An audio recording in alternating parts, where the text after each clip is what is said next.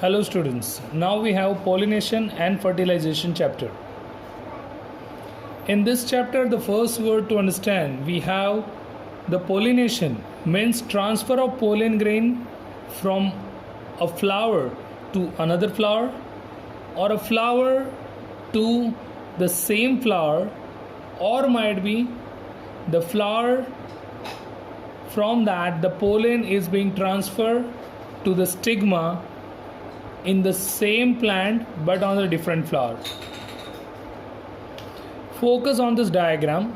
Here the first flower shows the transfer of pollen grain in the same flower only. Transfer of pollen grain in the same flower to the stigma, that is termed as autogamy. Same way, if the pollen is being transferred to the stigma of another flower but of the same plant, then it is termed as geitonogamy. And the third thing, that is if the pollen grain transferred to the stigma of different flower of different plant but of same species. Okay, same species but different flower, then it is termed as allogamy. Autogamy and geitonogamy come under the self-pollination, whereas allogamy comes under cross-pollination. Kindly keep in mind, pollination must occur between the plants of same species only. Different species, it won't be accepted. The nature has designed the mechanism in that way. The pollen grain of one flower of one species cannot be easily reacted to the another species. So it might be possible in a same vicinity or in the same area, some of the trees like mango, guava and lychee, this kind of plant can be grown in the same area. Even some wild trees like neem, jamun or sesame also may be growing in a neighborhood. That means all these different kinds of plants are growing in a same vicinity. Still, the pollen grain of those different plants won't be transferred to each other. If it is transferred also, it won't be accepted. And as we will discuss, like insect or this kind of agents are doing pollination, during that time they cannot discriminate what kind of different pollen grains they are taking from the different flowers or different plants. So on their body, varieties of pollen grains will be attached.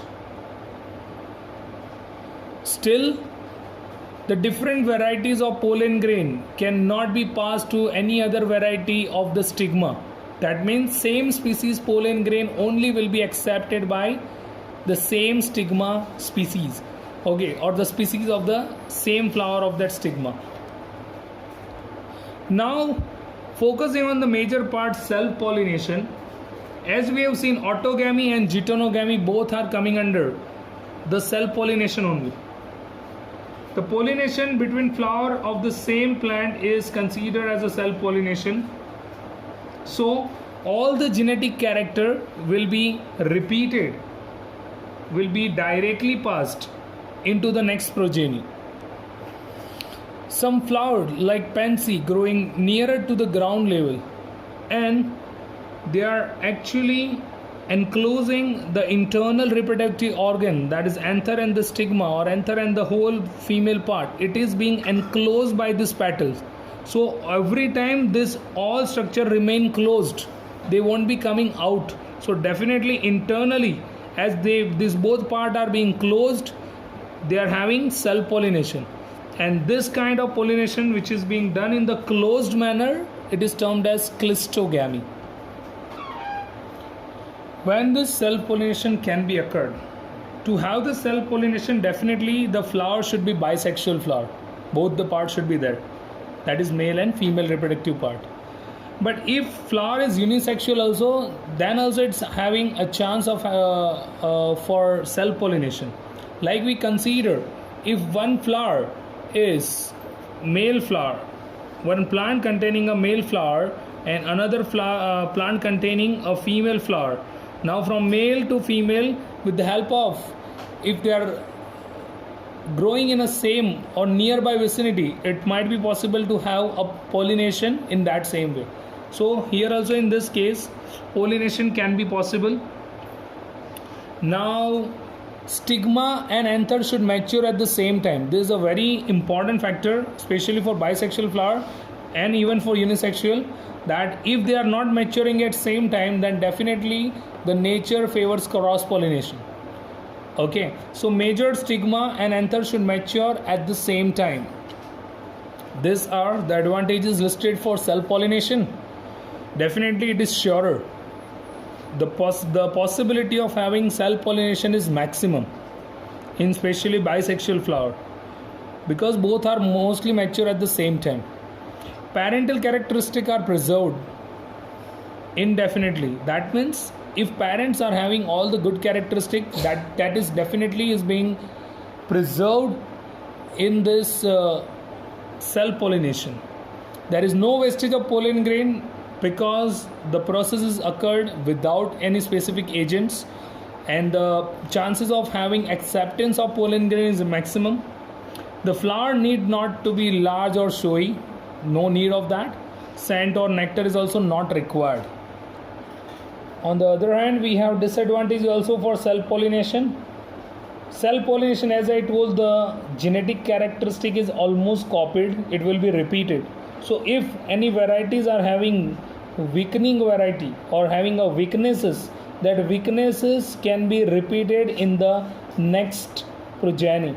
The seed produced through it are poor in quality and give rise to less vigorous offspring. So if the seeds are only in that way, if the parent plant is only like that, the same characteristic will be repeated, and that weakness or defective character cannot be removed, cannot be eliminated. It does not yield new variety.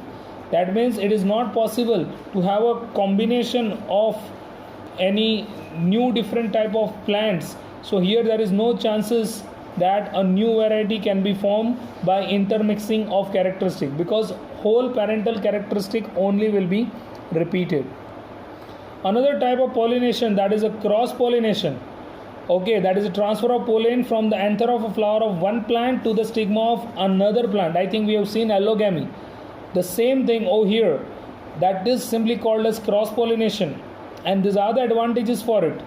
Definitely the offspring are healthier because the best characteristic of two different varieties can be easily merged, and the offspring definitely shows the good characteristics. The seed produced are abundant and viable, so the seeds are also produced in more number and most of them are viable, means living embryo is there, and chances are maximum for having a new varieties, as cross pollination will be done between two different varieties of the same species. Okay, two different variety of the same species. That means I can just say if the rose is having two different variety. Okay, rose is a single species, but it might be having it has different type of variety. So that varieties can be merged with the help of this cross pollination. Okay, to get a new variety. But more than the advantages, disadvantages are maximum in cross pollination because it is not at all a certain. The chances of having the occurrence of cross pollination is very less. So it may or may not be available at a proper time, that is the pollen won't be available and cross pollination won't be done. Pollen has to be produced in a large quantity because it is done or it is being passed through different agents, so wastage of pollens are maximum. A process is quite uneconomical for the plant because that flower has to be large, color, scented, and also should have a nectar for attracting those all agents.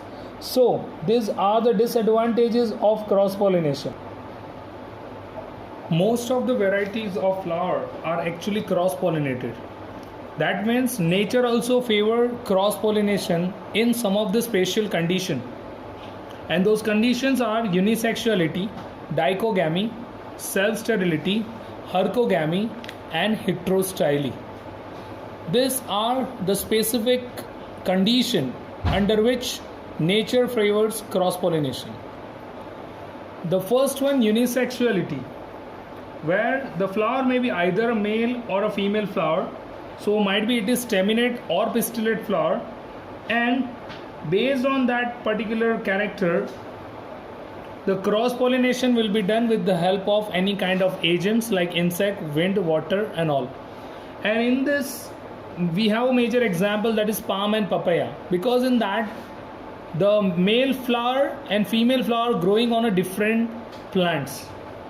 So in that case, unisexual flower may have the cross pollination, because that single flower having only male part, a flower having only male part can definitely transfer that pollen to any of the other plant of the same species with the help of that agents. So chances are more for having a cross pollination.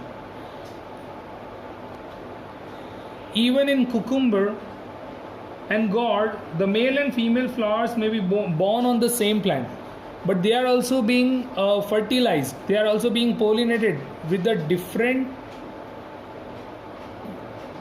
pollen grains of the other different flowers.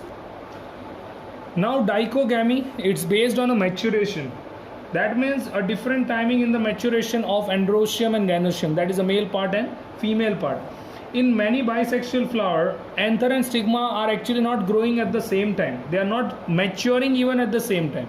And those kind of plants are categorized into protoandry and protogyny.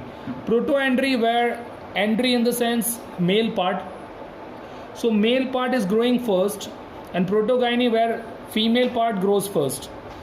Now here we have example of salvia, and in this we have example of people. Still we have many other example in protoandry, where the male part matures first, that is the anther matures first, that is bhindi, sweet pea and sunflower. And here where the stigma and the other part matures first, that is people and custard apple.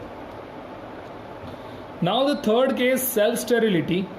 In that case, the flower is bisexual, but the anther from where the pollen is being transferred to the stigma, that stigma is receiving that pollen grain but could not have a fertilization. Why? Because that pollen is not capable of reproduction. The pollen is not capable of fertilization. So this kind of condition where one of the reproductive part is sterile, is incapable for fertilization, are coming under self-sterility. In this case, only the pollen from another plant of the same species can be accepted by the stigma. So same flower pollen won't be accepted because it's a sterile, it is not that fertile. So the pollen grain will be accepted from some different flower. Here we have example, that is a ray florets of sunflower and orchids. Next one we have hercogamy, that is somehow kind of a mechanical barrier. We have discussed already about pansy.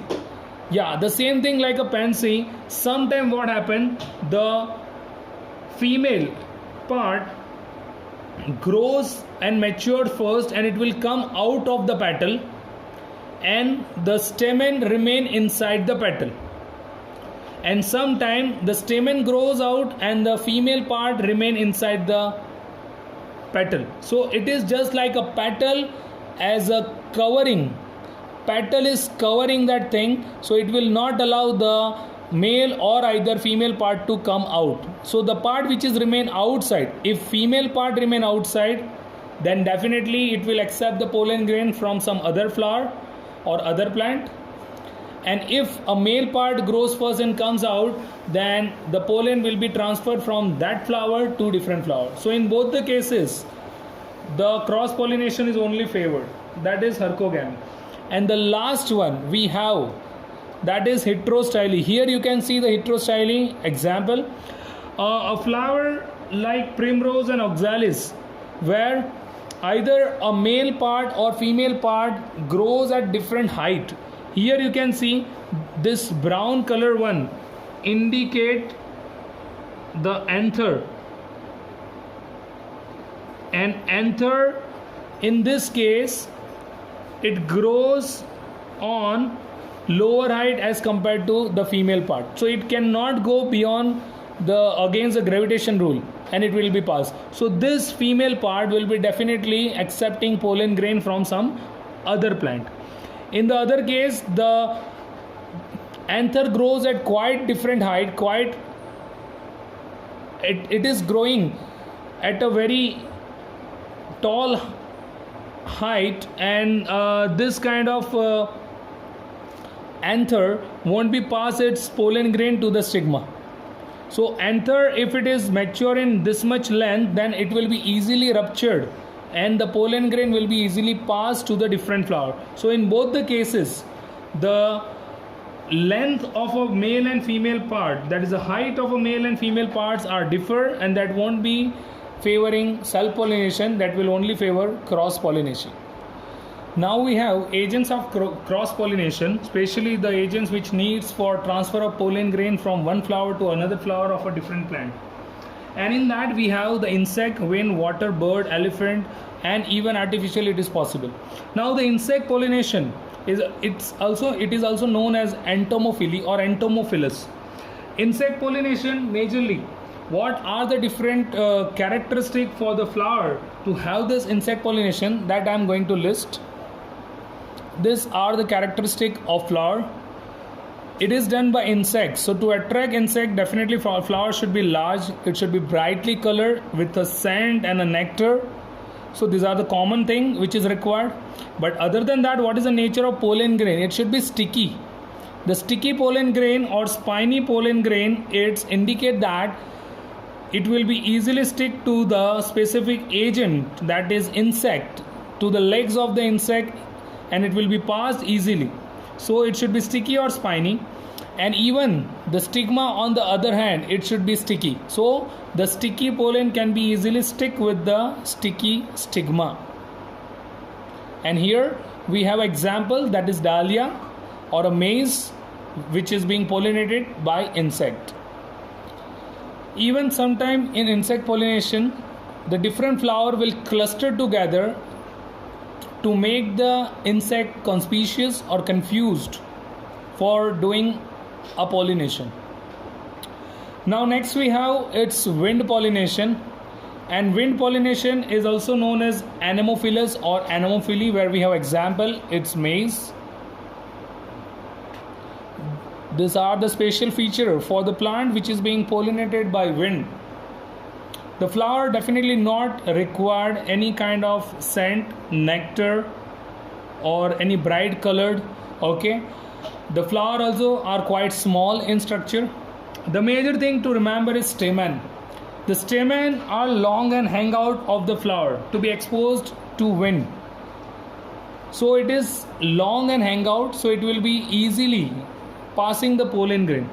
Anthers also are large and loosely attached, and loosely attached to the filament, so even a slight wind may also move them.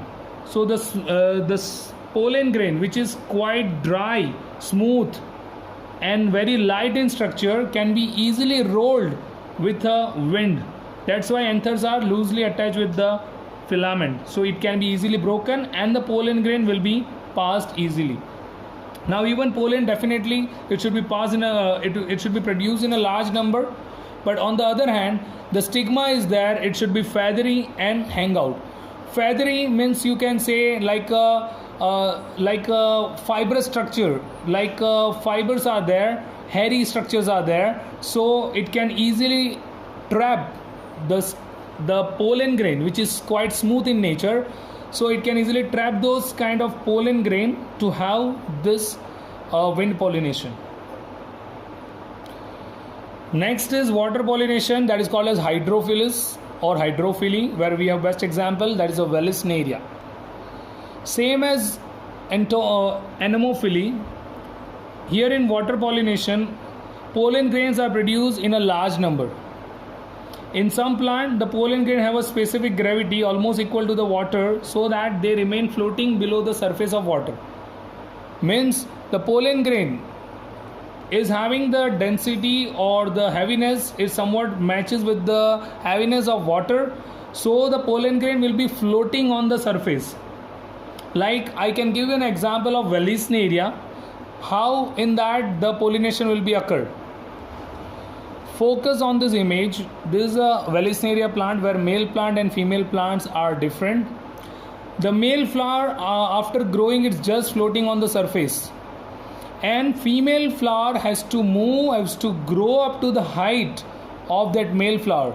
So the male flower which are floating on the surface, up to that height the female flower will grow, and over here in this case through water the pollen is being transferred. So this is a kind of pollination termed as hydropollination or hydrophilus or water pollination in Vallisneria. Now some of the pollination which are being done by bird, it is called as ornithophily or ornithophilus, like example Bignonia and Canna. Same way elephant is also involved in having a pollination in some of the giant flower in the world. I think you know Rafflesia is the example, the biggest flower on the earth, which is having a petal diameter in a 1 meter area.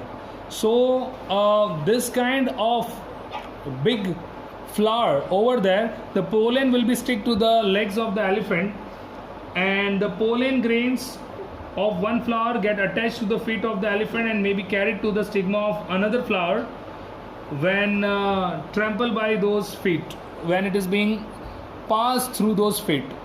So this is how elephant is also involved. And last, artificial pollination. It's a kind of a pollination done by men.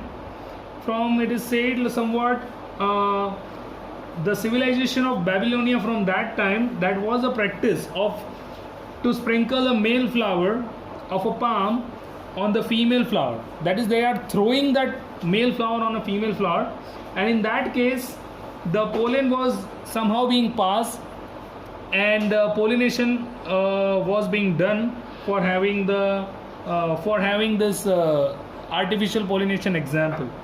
But in modern science we are not going to throw those kind of flower. It's a standard practice.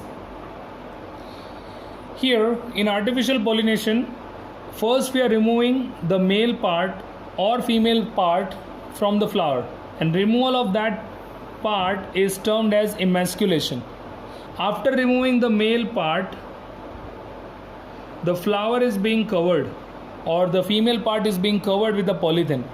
Then from the other flower, the pollen grain is being taken with the help of a brush. With the help of a brush, the pollen grain is being taken and passed on the stigma of the another flower. So artificially the pollen of our desired plant is being transferred to the stigma of our desired plant. So it is done with the help of man, so it is termed as a artificial pollination.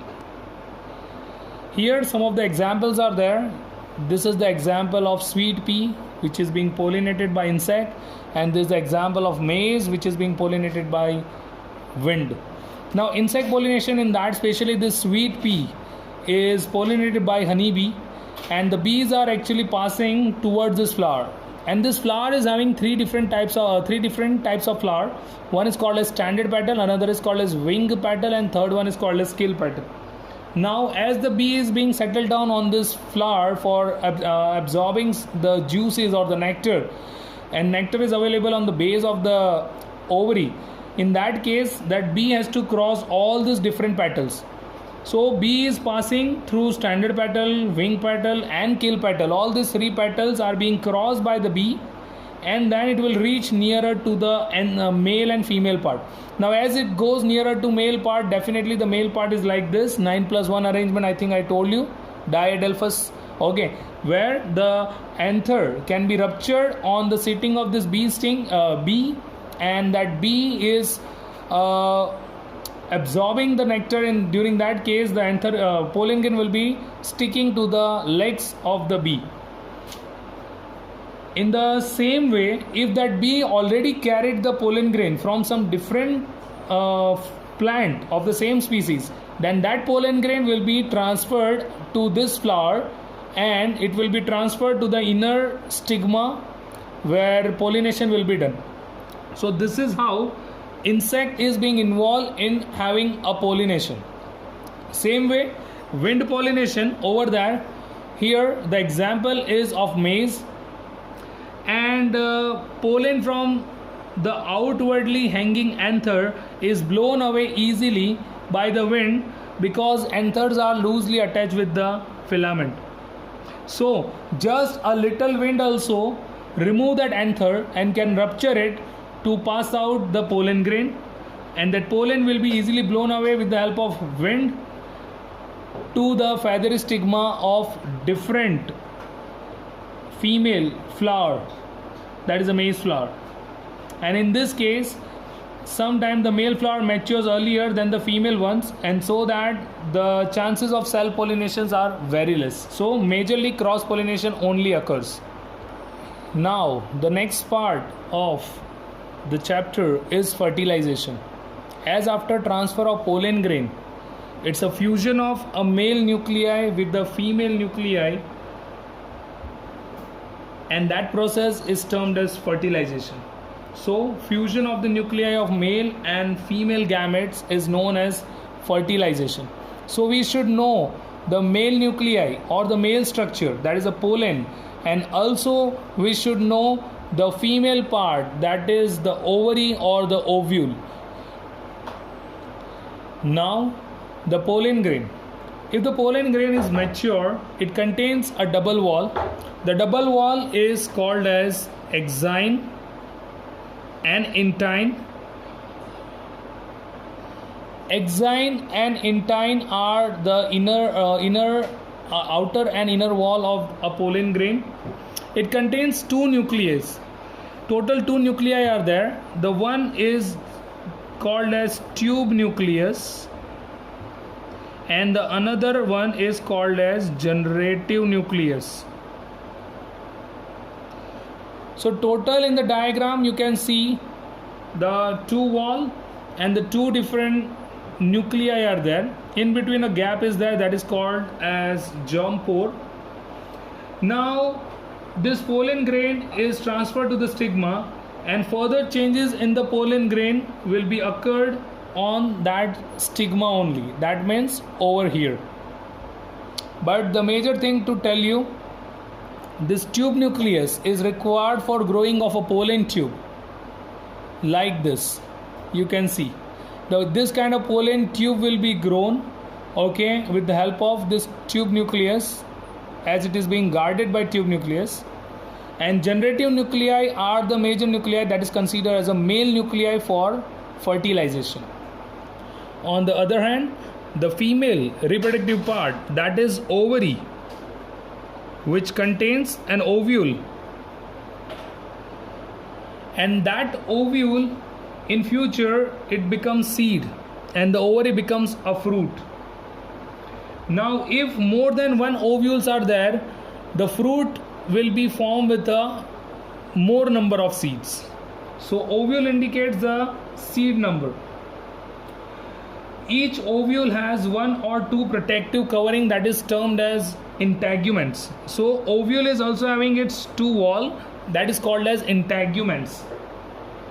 The integuments leave a small opening, that is a micropyle. So you can see over here a gap. This gap is termed as micropyle.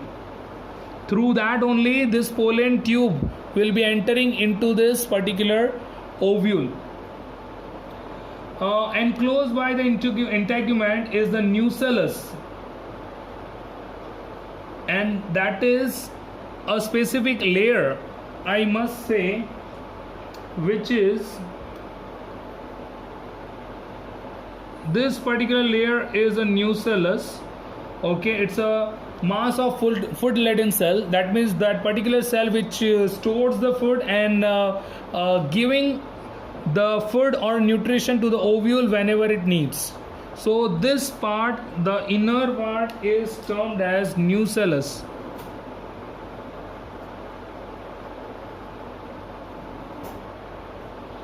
After a nucellus, the actual layer is there, the actual sac like structure is there, which is called as embryo sac, which contain a different type of cell in that. It is very important to know all the type of cell over here. This is antipodal cell, which are 3 in number. Other than that, this is central cell with two polar nuclei. Two nuclei are already there. The most important one is this egg cell. So this is the egg cell which will combine with the male pollen nuclei or nucleus, and supporting to that both the side this kind of cells are there which are termed as synergids or synergid. So total this are the part involved in the structure of ovule, and total number of cells are 3 antipodal cell, 1 central cell, 1 egg cell and 2 synergids. So it is 3 plus 1 4 5 and the last 2 6 and 7. So total 7 different cells are available in the embryo sac. Once the pollen grain is transferred to the stigma of a same species flower, the pollen will accept, or the falling of this pollen grain on stigma is stimulated to germinate due to secretion of sugar. So the pollen grain is germinate due to secretion of sugar. That means this particular stigma will secrete the sugary content on its surface. That sugary content will be absorbed by this pollen grain. As the pollen grain absorbing that particular sugar, the size of the pollen grain is grown, it is enlarged. So pollen grain is somewhat enlarging in a size and extending a tube from its exine. This is a jump pore from which the exine part, from that the tube is being extended, and this tube is only called as pollen tube. This pollen tube is running through the style of a female part and is moving towards the ovule. Now during this time, its tip contains 2 nucleus, that is, you know very well, tube nucleus and generative nucleus.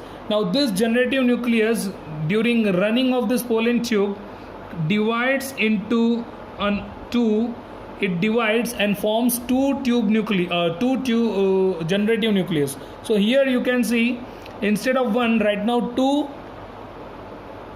generative nuclei are there, and only 1 tube nucleus is there. Now pollen tube runs through this whole style by dissolving a tissue over there by secreting the enzyme and reaching to the base, that is up to ovary, and entering into the ovule through a particular pore that is termed as micropyle. So through micropyle it is trying to enter into the ovule, but the whole passing of this pollen tube is governed or regulated by tube nucleus, and tube nucleus on reaching up to the micropyle or up to the entry, it get disorganized. So right now only 2 nuclei are there, both are generative nuclei. Now out of this 2, the first one is combined with this egg cell. So there will be 2 nuclei with the egg cell. So first fusion will be done over here, egg cell and the generative nucleus of pollen grain, and the another generative nuclei is passed through this synergid and going towards the central cell, and it gets fused over there. So right now you can see first fertilization done between egg cell and the generative nucleus here, and the second fertilization will be done between the central cell nuclei and the generative nuclei. So there is right now it is right now 3 different nuclei merged together. So this is called as a triple fusion. This is triple fusion, and here 2 time fertilization will be done, so it is called as double fertilization. One fertilization with egg cell, another fertilization with the central cell, so it is termed as a double fertilization. Now the fate of floral part after fertilization. Fate means what are the end products or more, what happened to the remaining part after fertilization. So the main thing is petal, stamen, style, stigma, everything gets withered. Means it's removed totally. Calyx might be it fall off or it remain attached in a shrivel form. Shrivel form means might be the guava. Guava on the top, it's a brown color dry part is there.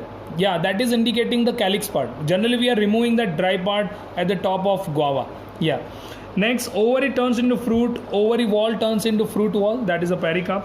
Ovule turns into seed, and the ovule, which are covered with the integument, outer and inner, converting into testa and tegmen. These are the seed coat that you will study in the next chapter.